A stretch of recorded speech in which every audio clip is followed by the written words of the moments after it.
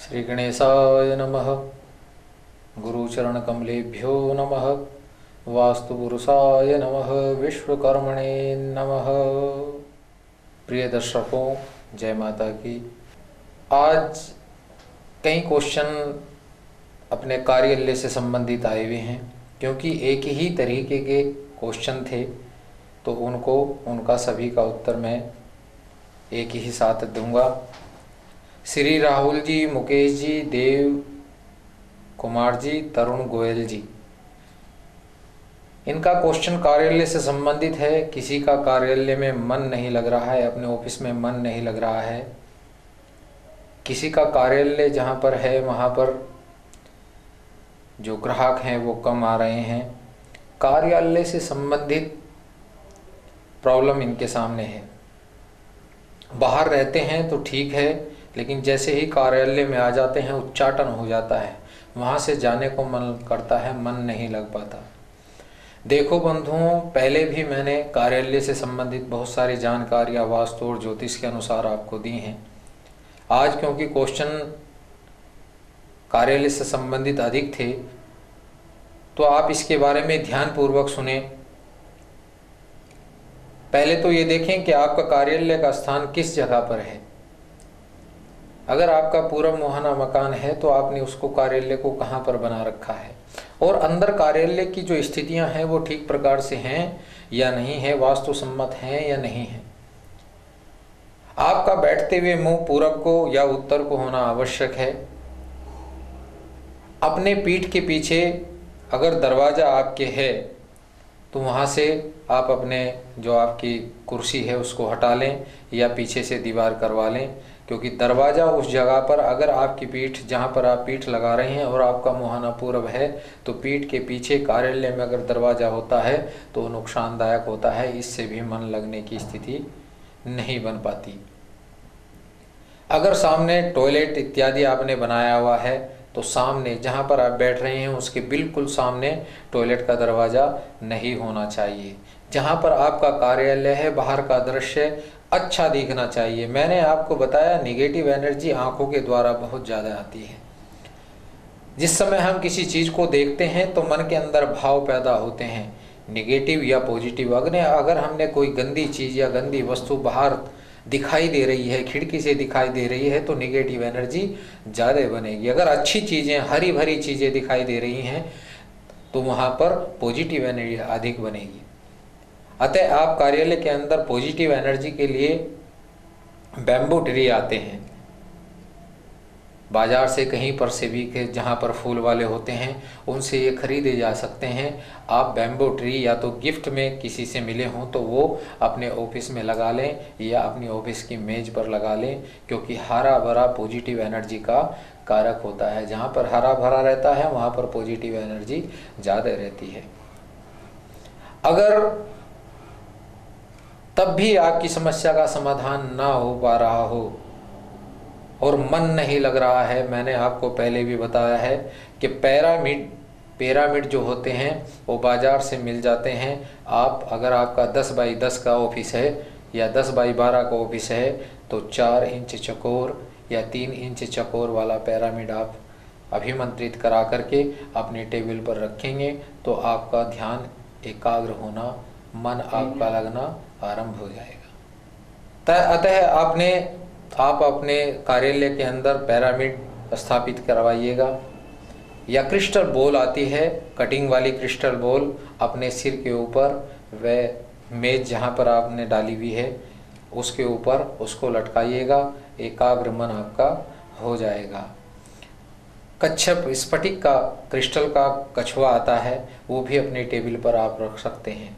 और व्यापार वृद्धि यंत्र बाजार से मिलते हैं, वो अभिमंत्रित करा करके अच्छे यंत्र, अच्छी धातु से बने हुए यंत्र लेकर के आप अपने कार्यालय में जो मन अशांत रहता है वो आपका दूर हो जाएगा।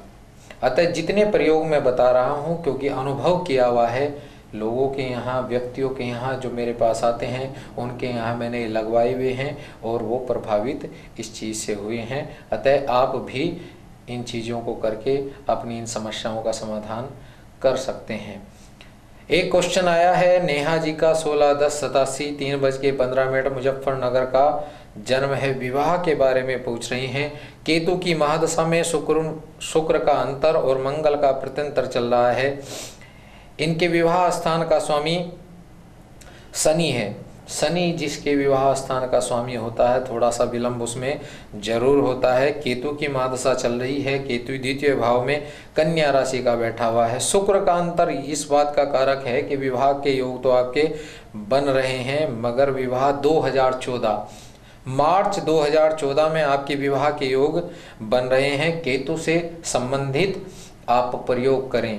केतु से संबंधित प्रयोग में आप सुबह ही सुबह सूजी से बने हुए रसपीस, भूरे रंग के जो कुत्ते होते हैं उनको सुबह ही डालना आरंभ करें तो आपका विवाह का योग जल्दी बन जाएगा। और आप एक मुट्ठी बूरा जल में डाल करके भगवान शंकर को प्रतिदिन अर्पित करेंगे और विवाह की कामना करेंगी तो आपका ये योग अतिशीघ्र बन जाएगा। अगला क्वेश्चन आया है श्री शुभम जी का 8896 8:45 सहारनपुर। ये पूछ रहे हैं कि जिद्दी है और आगे चल के ये क्या करेगा। जिद्दी तो ये रहेगा क्योंकि इनके लगन में राहु कन्या राशि का बैठा हुआ है, उस पर शनि की पूर्ण दृष्टि, शनि सप्तम भाव में है और राहु की ही महादशा इनकी चल रही है। राहु में बृहस्पति और बृहस्पति में शनि। 28 नवंबर 2013 के बाद बुध आ जाएगा। बुध इनका कर्म स्थान का स्वामी होकर के व्यय स्थान पर गया हुआ है। इनकी नौकरी, ये अपने जीवन में नौकरी ही करेंगे और नौकरी के अच्छे योग बनते हैं। व्यापार अगर इन्होंने किया तो चमकीली चीज़ों से संबंधित या सौंदर्य प्रसाधन की चीज़ों से संबंधित ये व्यापार कर सकते हैं। राहु की महादशा के लिए, क्योंकि राहु इनका लगन पर बैठा हुआ है, आदमी को भ्रमित करता है, अतः राहु के लिए आप प्रयोग इनका कराइएगा।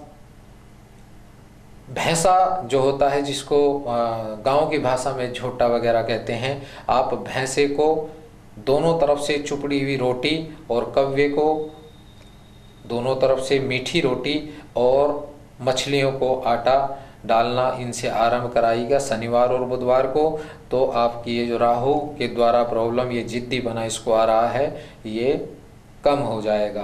क्योंकि कोई भी चीज़ खत्म नहीं हो सकती, उसको कम किया जा सकता है। अगला क्वेश्चन आया है राधिका जी का 26/8/98 20:45 सहारनपुर।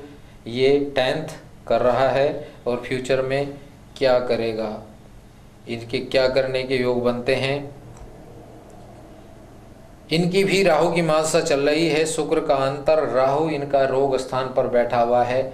राहु का रोग स्थान पर बैठा होना बता रहा है कि इनको पेट से संबंधित कोई प्रॉब्लम होनी चाहिए। शुक्र का अंतर, शुक्र इनकी पढ़ाई स्थान पर बैठा हुआ है, राहु के द्वारा ही ये पीड़ित हैं। अतः 12 नारियल लेकर के उन पर डोरी का नाला बांध करके किसी नदी या तेज बहता हुआ पानी वहाँ पर हो, वहाँ पर जाइए और 8 बार एंटी क्लॉकवाइज उतार करके चलते पानी में इनके हाथ से डलवाइएगा तो राहु से ये इनका प्रभाव राहु का कम हो जाएगा और इनका पढ़ाई में भी मन लगेगा और फ्यूचर इनका ब्राइट है। क्योंकि बृहस्पति इनका लग्नस्थ होकर के कर्मस्थान का और लगन का स्वामी बृहस्पति ईश्वर राशि का लगन पर बैठा हुआ है और पढ़ाई स्थान पे 3 ग्रह बैठे हुए हैं।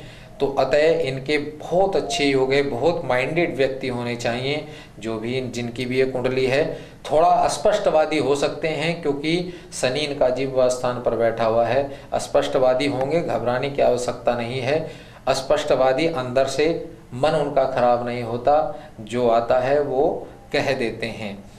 अगला क्वेश्चन आया है अमिता जी का 5/8/71 7:30 शाम का। घर का, मकान और बच्चों की शादी के बारे में पूछ रहे हैं। देखिए, जिसकी कुंडली होती है उसी के बारे में हम यहाँ पर बता सकते हैं। इतनी डिटेल जानकारी के लिए आपको हमारे कार्यालय पर ही हमसे संपर्क करना पड़ेगा या जो नंबर चल रहा है उनसे आप अपना नंबर नोट करा करके टाइम ले करके तभी आइएगा।